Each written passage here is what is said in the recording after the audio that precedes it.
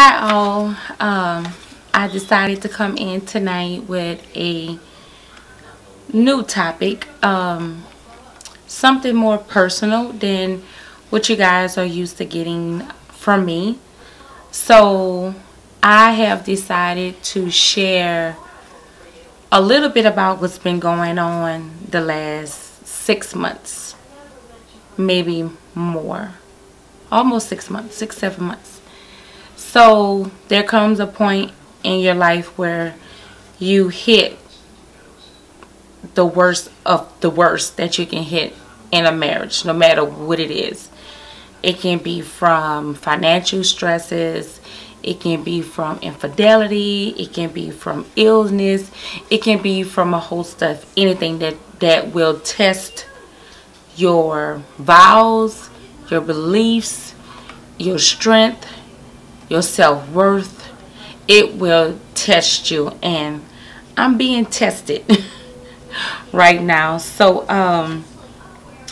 basically me and my husband have hit a wall. We're still together, we're still in the house, we're still a family, but it's work. So just a little background, but not much. I found out some stuff by accident. Wasn't really looking for anything. Didn't notice anything out the difference. Nothing out the norm. Just like bam, it hits me with a ton of bricks.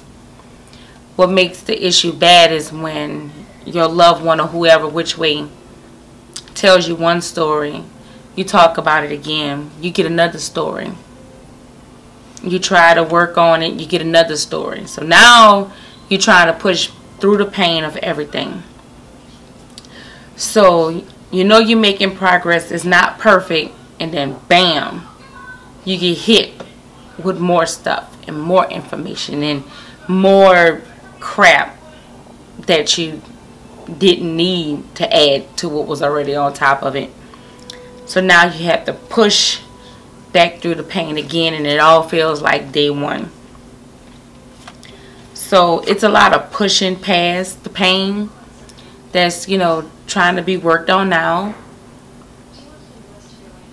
It's hard, it's difficult, because it's hard for you to look at your husband the same. It's hard to look at your kids that's going through stuff. It's just hard, and it's a test. And I'm like, okay, when is the final exam? Because I just want to get it over with. But for me, the work in progress is how to truly forgive, how to truly move on.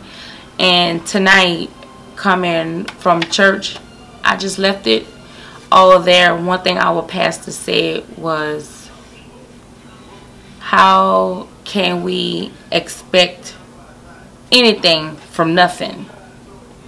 So now I'm just to the point to where I'm not going to expect anything. Whatever happens will happen. Whatever God's purpose is, it will happen. Whatever He decides is best for me, it will happen. I'm not going to question, should I stay, should I leave, should I do this, should I do that. I'm going to just let it happen. And that reminds me of a lot of stuff people tell me, don't make fast choices, fast these decisions. Just take your time, take it all in, but it's just a lot. So, and I had me questioning, am I doing the right thing? Should I have done this? Should I do this way? But then I had to step back and realize all of those choices that I'm trying to make is only based on what I feel. Is not based on what's best for the family as a whole. Almost the same thing like my husband did. The different choices and decisions he made through all the different things, because it's not just one. All the different things that he did, it was just based on what he felt he needed, he wanted. He didn't look at the bigger picture, how it affected the whole family. So now I decided just to try to refocus on me, but not refocus on me to where I'm not focused on the family. Just kind of get myself back in a better headspace and just try to move on. It's not that I'm just like throwing the issues away. I'm just trying to get into a better headspace. Then the next thing is he has to focus on him and get him some help and do what's best for him. And then we can come together and continue to focus on the family, you know, as a whole, I mean. So the hardest part has just been praying about it, asking for strength, asking for what's the next step to do. Am I doing the right thing? So that's been the hardest part. Not constantly bringing it up, and you did this and you did it. That's been the hardest part, because I always feel like I'm missing something, and if I don't ask, I'm not getting the information I need. But I just need to just stop, and then learning how to get back where in that space where we used to be. That's going to be the hardest part in this. And most of everybody that I talk to with the different situations, they always say it took me this long, it took me that long, it took me this long. Everybody, every situation, everything is different. And then just moving forward, I purchased a DVD a while back and we watched it together, and that's what made him come with the new information, because he said he had to come clean with everything, and he felt like a lot was lifted off of him. So it's been a process. It's been a process. Tonight while we're in church as a family, I had to keep reminding myself to focus on what I'm there for, listening, because I was just in a really bad space. But like I said, I left it there. I'm not certain if him and I would do a video together.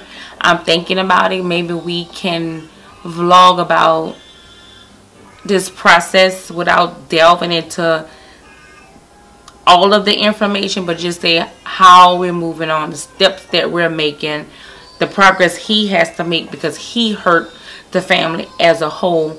And maybe I may see if he want to do 1 or 2 videos by himself, so that way this may help someone else. I mean, it's helping me to get it off my chest and not just constantly hold it in. I have watched a few videos with people going through divorce, people going through difficulties, people going through infidelity. I mean, I guess, you know, having that outlet for as YouTube, it lets you get it off your chest without any interruptions. You get to say what it is you want to say.